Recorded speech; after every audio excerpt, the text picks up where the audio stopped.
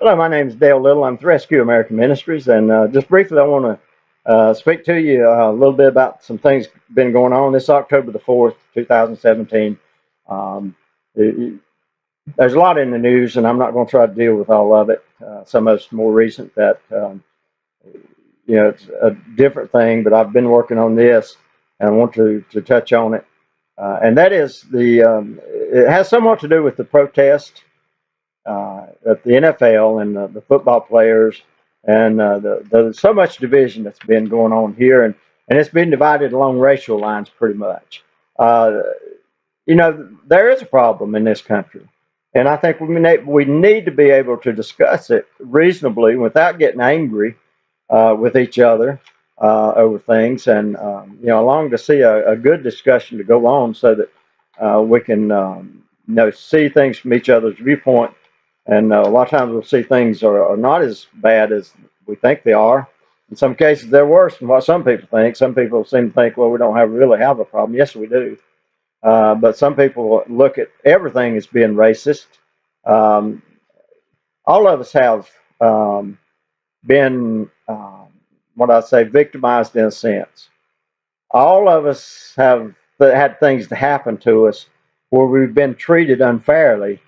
Yes, myself.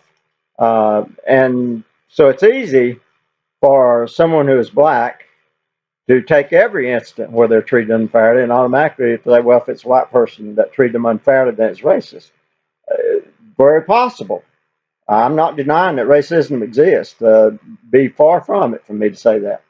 But what I'm saying is not every case is. Sometimes it's just an individual that's the way they are. They treat everybody like dirt. So it's not always racist. Let me real quick. I want to have some questions, and please, I don't want anybody to take this video and try to use it as a divisive tool, even though it may come from one side in a sense. And it's not a black and white issue in the sense the causation of it. Racism is just a symptom, pretty much, of a deeper problem. It's a heart problem, but also it's a force in this country that's seeking to divide us. And I think we, as God's people, of all people, have to work against that and be careful. I think we need to commit ourselves and say we're not going to be divided by it, and we're going to come together, and we're not going to let these outside forces try to drive a wedge, and that's exactly what they're trying to do. And I'll just be plain. I lay most of the blame, not all of it, but I lay most of the blame at the foot of the Democratic Party.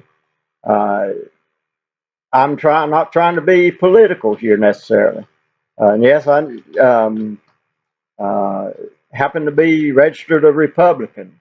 Uh, you notice I'm not a rich Republican. I am one of the old white men. You have heard that, haven't you? You know, the Republican Party is a party of old white men. That sounds pretty racist to me. So racism goes both ways. However, that's not what I want to dwell on.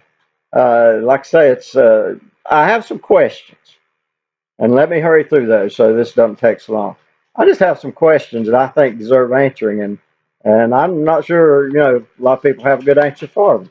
Uh, First of all, can someone please explain to me, with all these protests, they're saying that they're protesting a nation, and they're protesting the flag and the anthem, and they're kneeling instead of standing. They're symbols of an oppressive nation where there is a conspiracy to shoot black people, when not one of these police officers are employed by the federal government, and not one of them work for the president. They are hired and work for municipalities. So how does that make the president responsible for everything the police officer does bad? And some of that is overstated a lot of times. Yes, there are instances when police officers have overstepped the bounds and they've even committed criminal acts, but a lot of them have proved out not to be that way. But the news media is always going to build it up that way uh, because they're one part of the group that's wanting to divide this country. Um, and let me step on a limb here. I know there's a lot of reasons that they hate the president, and there's a lot of things I don't like. But the reason the news media hate him so badly, and the reason they're so intent on bringing his presidency down, that's what they're trying to do, is because, like I say, this is just one, because they started off when he first announced his candidacy, and they were all laughing, said, "There's no way he can become president," and it was a joke. And then these were supposed to be the smartest people in the country, or so they think. And they tell us how to think. And one of the who was on Morning Joe even made that statement that it's their job to tell people how to think, not the president. I didn't know it was either one of them's job, but it's certainly not the news media's. It's not the president's either.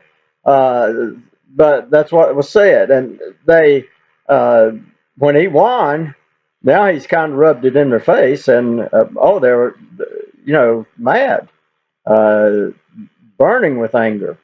And so you can see it. Just watch the newscast. You can see it.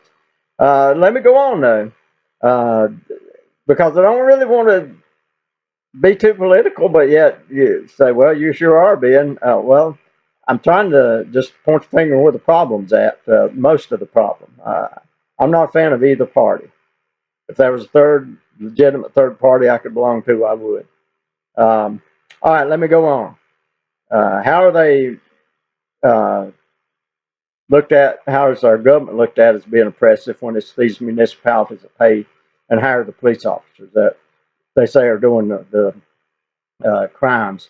Almost all of these municipalities are run by the Democratic Party, and yet they somehow convinced the black community that Republicans, and especially the president and our nation as a whole, are responsible, while the Democrats who are in control of these cities and who the police work for are seen as the solution.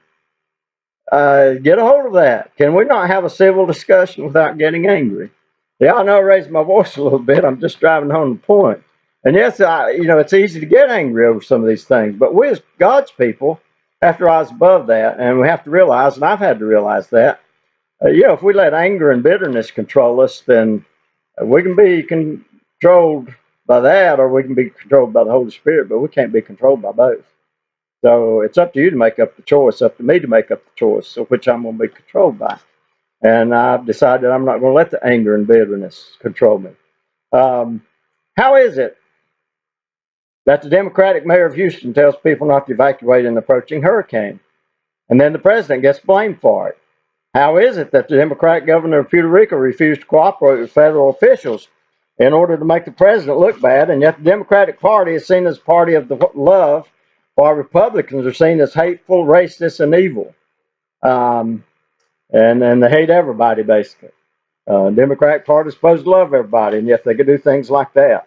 Um, just recently, I didn't have this in my notes, but the CBS vice president, if you haven't heard, was fired because the statement she made that she didn't have any sympathy for the shooting victims out in Las Vegas because they were probably mostly country music fans, and most of those were Republicans.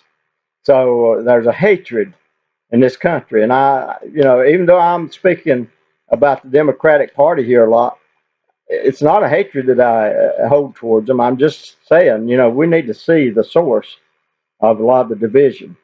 Um, How is it that filthy rich movie stars and athletes who are predominantly Democrats somehow convince people that Republicans are these rich people who are out to keep everyone else poor? That doesn't make a bit of sense. Here they are, filthy rich, and yet they try to somehow successfully paint the Republican Party as the party of rich men and rich people. And they themselves. And I say that yes, anybody, including football players and including the president, can make statements. But some people choose to make a difference. And, I hope that you'll choose to be one of those. And that's what I'm trying to do, and not just with this, but in the work that I do with homeless people and other places around, nursing homes and the ministry there. I've done prison ministry. And so we can either make a difference or we can make statements. I choose to make a difference, and let's do that.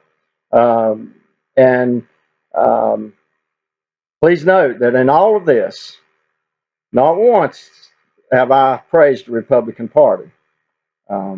That's not what I'm about. I'm just trying to point the finger and trying to give some balance, because that the news media makes it sound, and they paint this picture that the Republicans are the party of hate. They're responsible for everything. They're these rich white people, old white men, and as I said before, that sounds pretty racist to me. So let's get over some of that stuff. And that the Republican Party, is all responsible for all the things wrong, and the Democrats are the solution to all of it. Just answer these questions if you can. Sounds pretty racist to me on some of this stuff, as the way they've tried to paint all Republicans, and yet the Democrats are able to sell themselves somehow as morally and intellectually superior, and supposedly the solution to all our problems. That's what I have, and like I say, I don't want anybody to take this and try to use it as a racist type thing. I'm not here to talk about and to cause animosity towards black people. They're my brothers and sisters. They're my friends, and those of them that know me know that. And so, yes, if you don't know me, you can paint me out how you want to. Racist. I've been called all this stuff just simply because I live in the South. I've had people to tell me they can tell just by looking at me I'm a racist and a bigot and all this other stuff, that I'm prejudiced. Do you understand what the word prejudice means? It means you prejudge somebody on just their appearance or something like that. And so they're prejudiced themselves. That's what I have. Good day. Thank you.